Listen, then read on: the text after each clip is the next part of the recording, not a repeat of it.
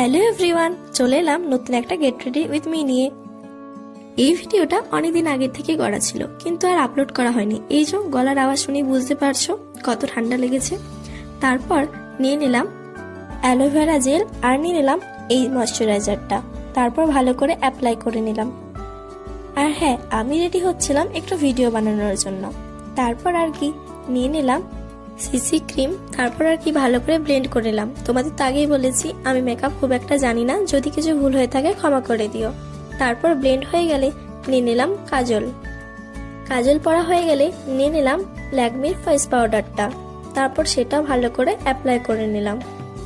তারপর আর কি ভালো করে ফেস পাউডারটা মাখার পর নিয়ে নিলাম ব্লাশার। কেমন লাগছে আমায় অবশ্যই জানিও।